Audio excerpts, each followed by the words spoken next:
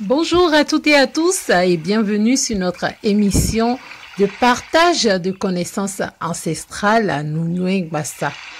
Nounoué Gbassa, une émission qui vous est offerte par la reine mère Naye Kwesi Kondodo Todekla depuis le palais de la reine mère à Ayou, à Alada.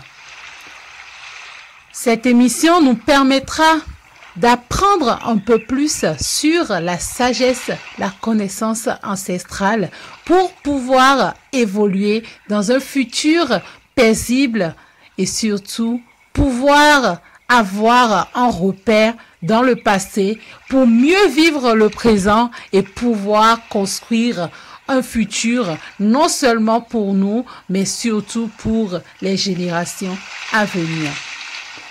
Nous accueillons donc la reine-mère Naye Kwesi Kondodo Todekla. Reine-mère, bonsoir, Mika Huibio. Enate Huyodu Dagbe, bonsoir, partage diaspora béninoise. Bonsoir Tata Imelda Badad, bonsoir chers auditeurs, auditrices, ravis d'être ensemble avec vous sur Nounoué Gbassa. Merci beaucoup, Reine-Mère, de nous donner l'occasion de rentrer dans les secrets des grands, dans les secrets des anciens, dans les secrets de nos ancêtres, de nous permettre de reconquérir un tant soit peu notre héritage ancestral. Ce premier numéro sera consacré à la découverte. Et quand on parle de découverte, nous savons tous que la plus grande des découvertes est la découverte de soi-même. Dites-nous, Reine-Mère, quelle est l'importance d'aller à la découverte de soi, de son être?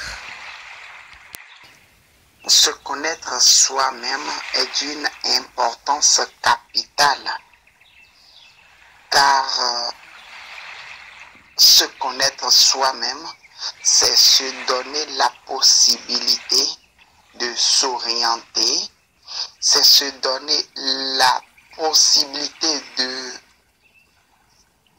découvrir sa source énergétique, c'est se donner également la possibilité de retrouver les clés de ses forces et de ses faiblesses.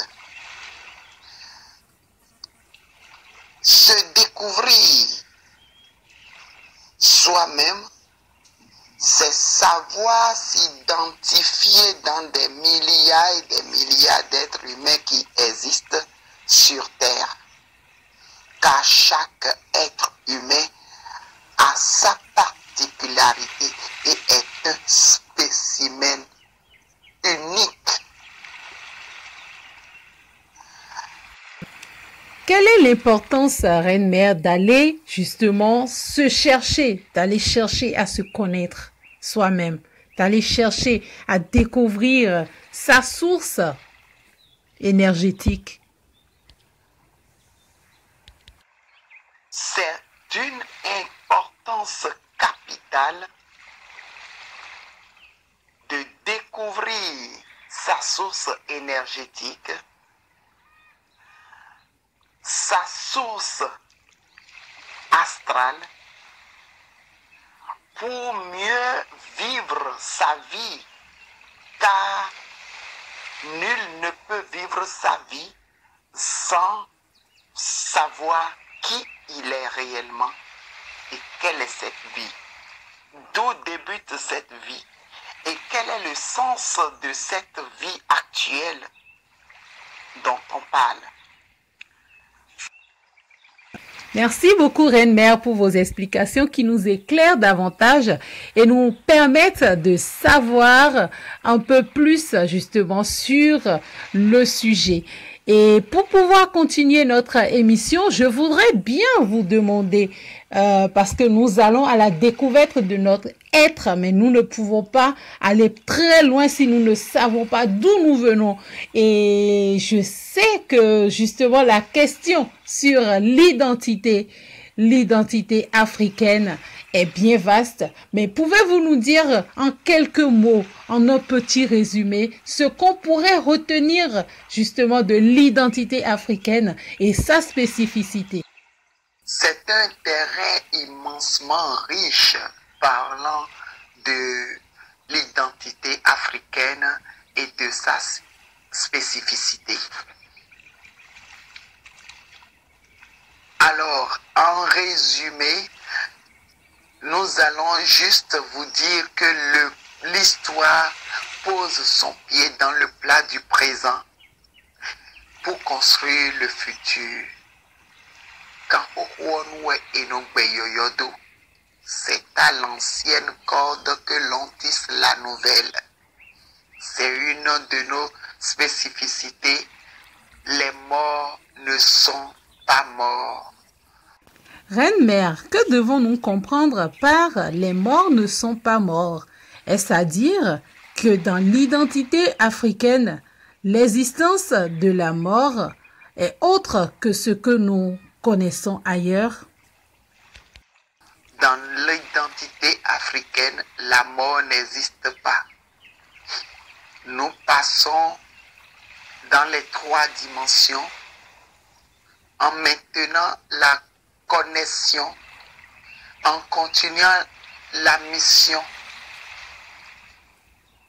sans fin. Merci beaucoup, Reine-mère. Est-ce à dire donc que l'identité africaine est basée sur la réincarnation? La réincarnation qui désigne justement un processus de survivance après la mort par lequel un certain principe immatériel et individuel accomplirait des passages de vie successives dans différents corps.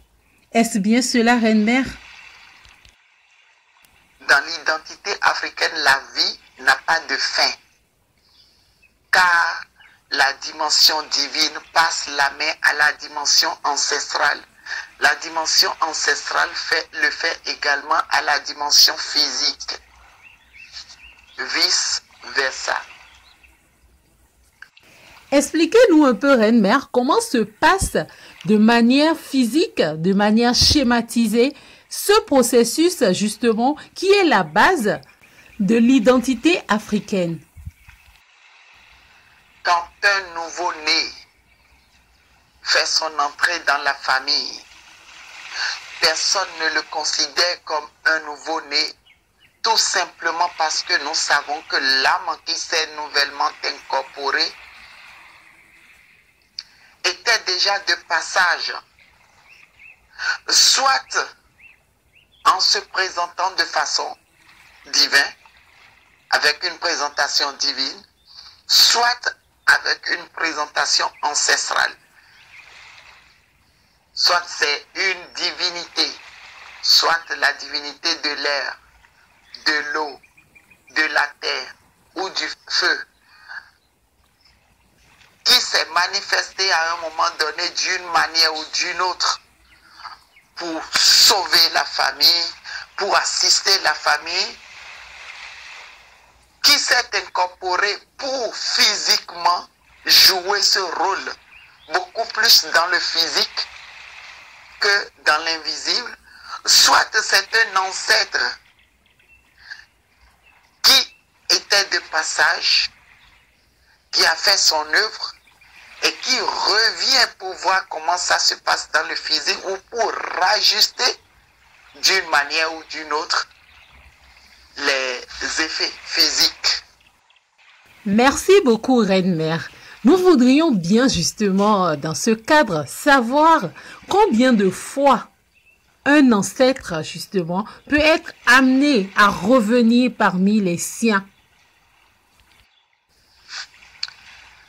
C'est là où nous nous plongeons dans un puits assez profond, car l'esprit peut revenir des milliers de fois dans la même famille, soit dans une famille alliée, pour jouer un rôle crucial, un rôle extraordinaire. Merci beaucoup, Reine-Mère. J'aimerais bien pour la suite que vous puissiez nous dire un peu comment se passe justement le retour de ces ancêtres parmi nous. C'est cela qui nous amène à faire les cérémonies de sortie au bébé, au nouveau-né, où on le présente à la lune, son kiko, pour renforcer le nouveau physique, mais non seulement ça, pour raccorder l'ancienne vie à la nouvelle. Et la lune sert de cordon de connexion. C'est pour ça que nous présentons nos nouveau-nés à la lune. Donc, c'est grâce à cette cérémonie, à ce rituel, que le nouveau corps qui porte le vieil âme, je dirais, se rappelle de sa mission, se rappelle de son devoir qu'il est venu accomplir. C'est bien cela? À travers ces cérémonies, nous remettons la connexion en place avec ce nouveau physique. Non seulement ça, à la fin de la cérémonie de sortie, il y a une séance d'oracle, de consultation d'oracle, pour savoir quelle âme s'est nouvellement incorporée. Merci beaucoup, Reine-Mère, pour vos explications. Nous allons pouvoir continuer ainsi en vous posant la question de savoir la place qu'est réservée à un enfant dans la société africaine. Dans la société africaine, l'enfant représente l'espoir.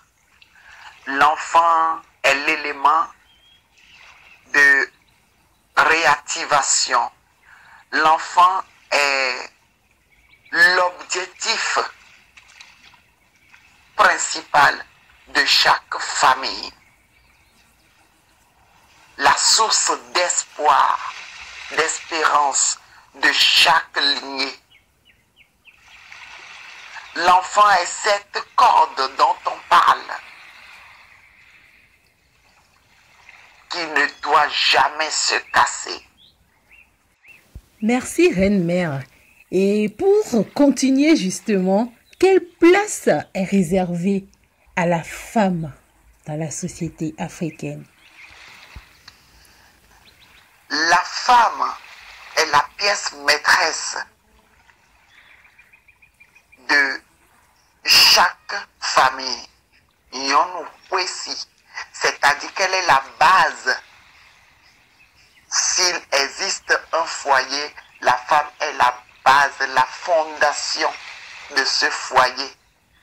Et elle est la pièce maîtresse qui génère les énergies.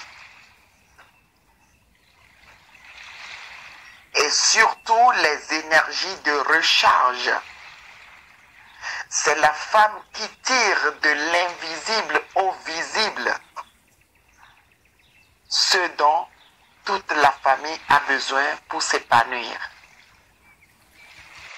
Enfin, pour boucler la boucle, comme on le dit, dites-nous quelle place est réservée à l'homme dans la société africaine. L'homme est celui qui garantit la matière, le garant de la sécurité physique, de tout ce qui est matière. L'homme est porteur, garant de cela. Si nous comprenons bien, dans la société africaine, il y a le principe de complémentarité donc entre l'homme et la femme pour pouvoir garantir un bien-être à l'enfant. C'est bien cela, Reine-Mère? La garante énergétique et le garant physique se complètent pour donner des vies au complet.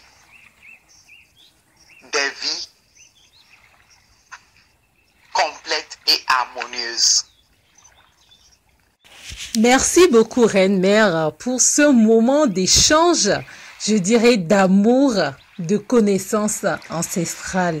Merci pour cette lumière que vous apportez dans le pénombre dans lequel notre héritage ancestral est enfoui depuis plusieurs siècles maintenant. Merci beaucoup, Reine-Mère. Et je vous laisse partager avec nous votre mot de fin pour cette première. Alors, mes mots de fin, c'est de demander à mes frères et sœurs africains de partir à leur propre découverte en se posant les trois questions cruciales et existentielles. 1. Qui ils étaient. 2. Qui ils sont. Et 3. Le but de leur résistance. La réponse à ces trois questions leur permettra de pouvoir se reconnecter à leur source originelle et ainsi s'offrir une vie épanouie et heureuse, car ces réponses représentent la boussole de chacun d'entre eux.